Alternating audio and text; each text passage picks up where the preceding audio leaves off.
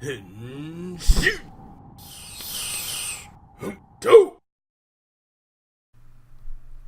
guys, welcome to this episode of the Go Man Go Toku Cast. I'm your host, Frozen Stratos. Here with me today we have... the Cinder Blaze. My dude, welcome back. We are bringing this show to you late, but that, again, will not stop us from reviewing Uchuu Sentai Kyuranger, episode 36. Or Space 36, right? Is that the right one? Yeah. Cool. I mean, it's also an episode, but you can call it Space too. It occupies space in my mind temporarily. They call it Space. I don't know why they named them Space. Why do they have to be weird and different? I don't know. Just so you don't confuse them with episodes of other Sentai series. Okay. Well, on this episode, we had the debut of the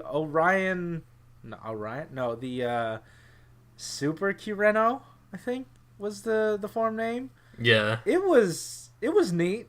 I had seen scans and stuff, and I read up on what it did, but I didn't really understand until this episode, and I guess it kind of makes sense. His dad made that. Lucky's dad made that. Yeah, so possible power up in the future.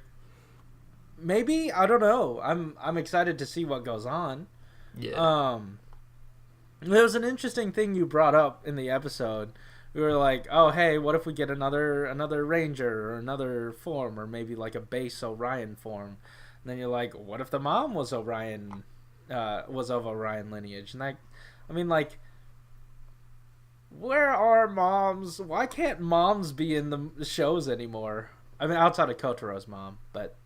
I mean, Kota just straight up abandoned his family, so no one really cares. Yeah, his brother's just nowhere to be found. I mean, he's still in his heart. He's the main motivation for his character, don't you know?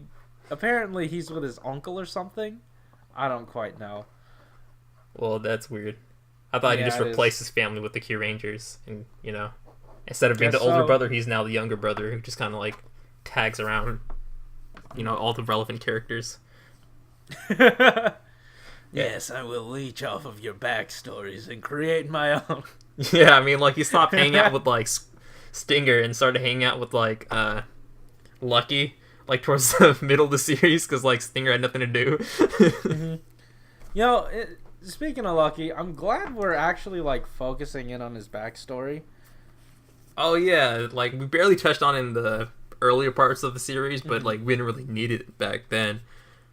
And, like... Well, I don't know. I'd say we at least probably should have alluded to it more, but I'm glad we did get there eventually. Yeah, like we didn't need it, though. You know, it wasn't, like, necessary for the plot. It was something that would advance it much later on, which is the thing is, like, the reason I wanted them to acknowledge it even a little bit, like, throughout is because, like, just to keep the viewer's mind at ease, like, okay, they obviously know that this is information that they need to give us, but they're not going to focus on it right now. Like, that information and that lack of information still weighs on not just the characters, but the viewers, and to acknowledge that is to be like, hey, we're going to get there, just wait a little bit, you know? It's like an assurance. Yeah.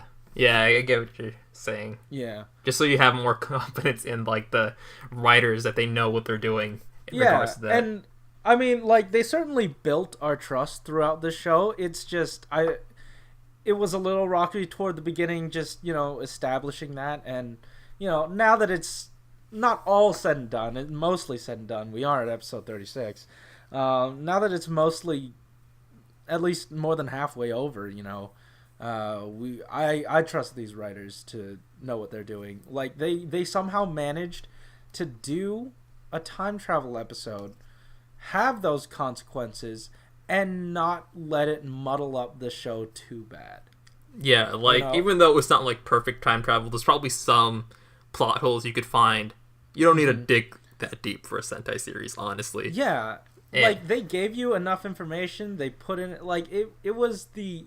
I feel like that's just the right amount of time travel if you're gonna use it. Like, Flash, like, the Flash show ate it pretty quickly in terms of time travel. even the writers, like, they were like, we don't quite know, or like they were like, it's too hard to explain. Yeah. But here it was nice, short, concise. You kind of understood everything you needed to. That's not this episode. I'm just Yeah, we're just really elaborating on our trust in the writers. Yes. Speaking of which, I'm so glad that they turned around what was probably one of the most annoying characters in this series. Like, I didn't really notice it until this episode how much I actually liked Lucky, because he was probably one of the reasons I didn't like watching Kyuranger in the very beginning, and now he's slowly like just become the leader of the Kyurangers. Like, even though we do have Tsurugi, you know, the Ho soldier, he doesn't feel like the leader of the team. He's like he does have like a commanding figure, but he's just like, he's not the leader. He's not the one that like everyone kind of like looks up to for like that inspiration and stuff. And like, he seems like another, not necessarily a mentor, but like an advisor, I guess. Like someone above them, but off to the side. Yeah, and like, even though he could technically still have like that position, it's something that like Lucky kind of like naturally has for this team. I mean, Tsurugi was probably like the leader of his own fleet, but like for the Kyurangers we have right now, it's definitely Lucky. And you know what? It does feel somewhat like a passing of the torch.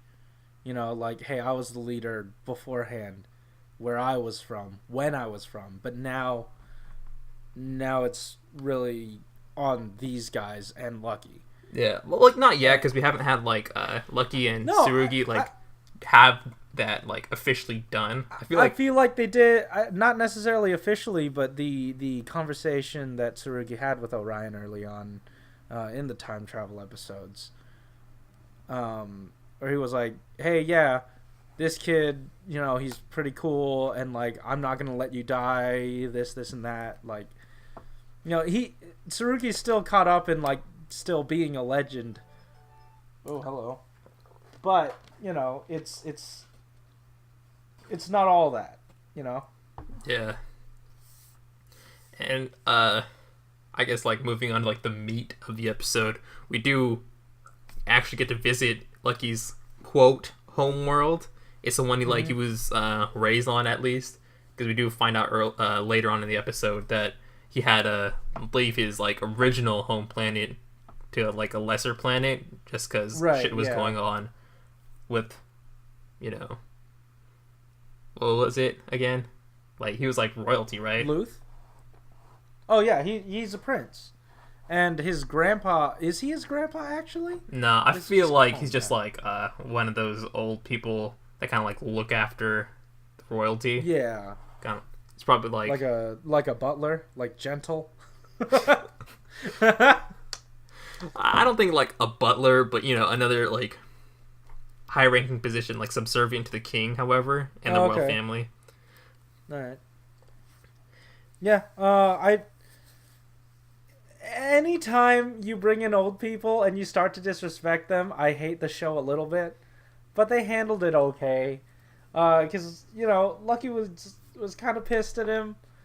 I guess rightfully so, but I don't know. I'm really into respecting your elders. So it walked a line, but it treaded it carefully in terms of like being frustrated with his grandpa, you know. Yeah, I feel like that's something like Lucky, you know, can get pissed off about. Like, it's something he does deserve to know. It's not like something where the old guy seniority actually comes into play. Like, no, that's actually Lucky's business, and like not his business alone, because, you know, he's the prince and he has other jargon that goes with that. But I mean, that didn't really play too, like, the conflict between those two didn't like. It didn't. It didn't impede on the episode whatsoever, because like Lucky was kind of like already has like proven himself. It's not like he has to like change himself. He just has to show it, you know. Right. Yeah. And he was able to show it. Well, not him, like, not himself, but like everyone else, to see as a leader how he was able to inspire hope in his crew. Like, obviously his grandpa sort of responded to how dedicated they were, not just to the Kyuranger cause, but to Lucky, and how everything they were sort of is based around Lucky now, you know?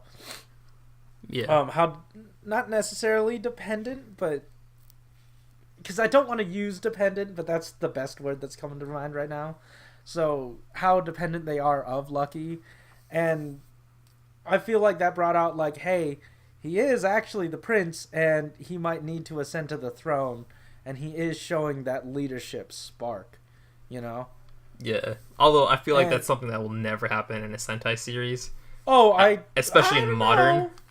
Like, it might have happened in older type of ones, but I feel like the only, king we've had recently was the one in Kyuranger. So... Well, they're obviously... I have a feeling at the end they're, like, gonna part ways, you know? Because, like, there will be no need for the Kyurangers, but if the world needs us again, we will be back. That sort of thing. If Don Armage gets recolored, for sure they're not back.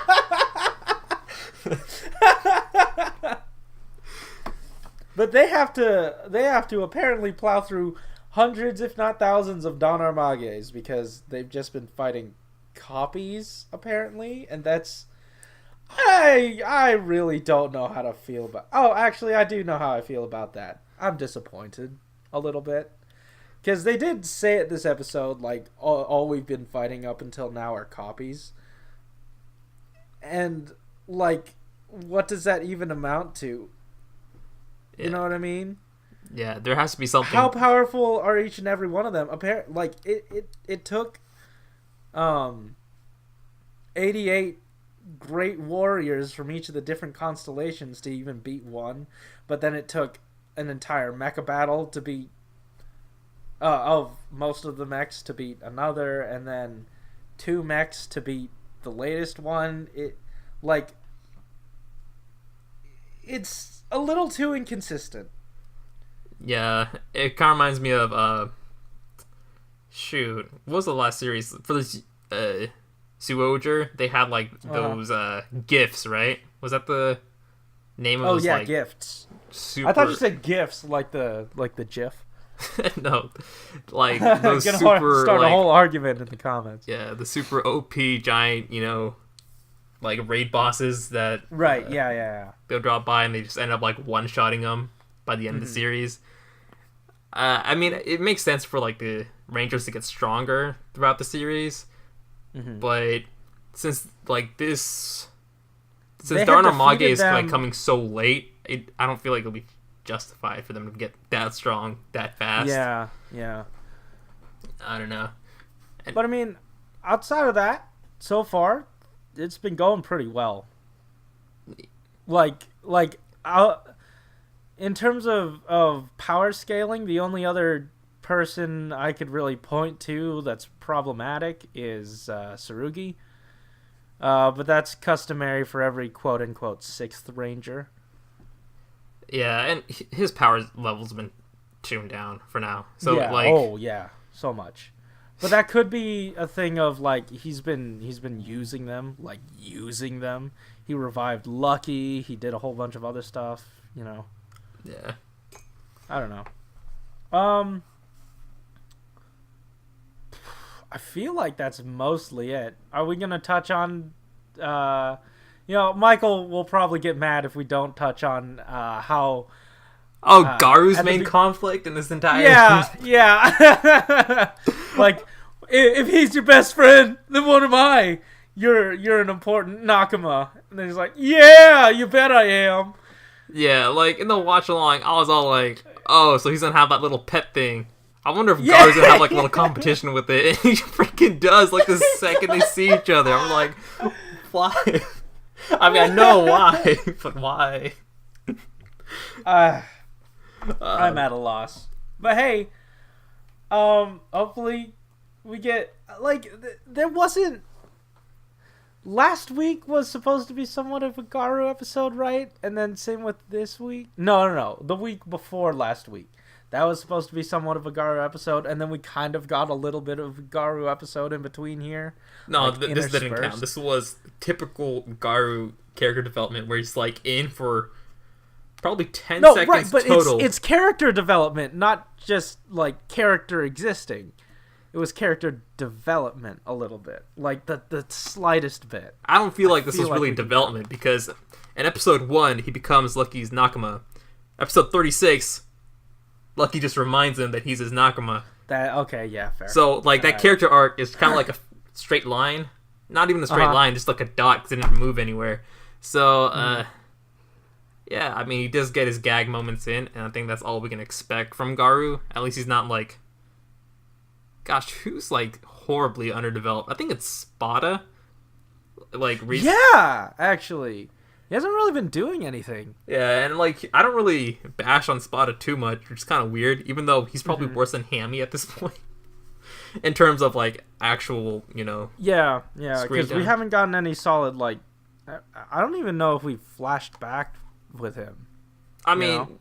I think, and then his main conflict on TikTok was Tic Tac Madako.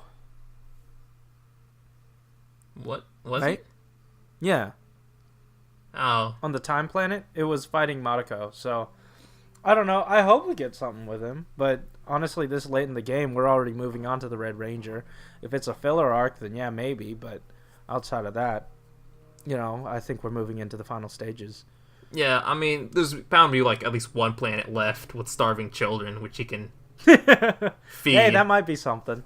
Yeah, but like it's not gonna be much of a conflict because you can just spawn fish, and if they're all allergic to fish, that'd be kind of funny.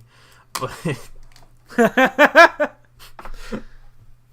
well, outside of that, I think that just about does it for our coverage. I know, Alex, you have something to do soon. Yeah. So we're going to wrap this up. If you like this episode, hit that like button. Tell us what you thought about our review or the episode down below, because we want to talk to you about Kyuranger. And also subscribe if you want to hear more from us each week. Keep in mind, no Tokusatsu next week, but check back on this channel because we are going to be bringing some exciting content in its stead. Alex and I are excited for it. Yeah. It's going to be new stuff. We're going to be launching some new shows. Speaking about new shows, but that are technically old, don't forget that we also, alongside this, released our Naruto Boruto Next Generation's review for episode 31 that Alex and Jordan were on at the same time as this episode. Also, the Kamen Rider Build review for this week is up at the same time. Sorry about showing up late. We had a bit of scheduling conflicts, but we've got it all sorted out now. Anyways, guys, that just about does it. Keep it juicy. Yeah, see ya.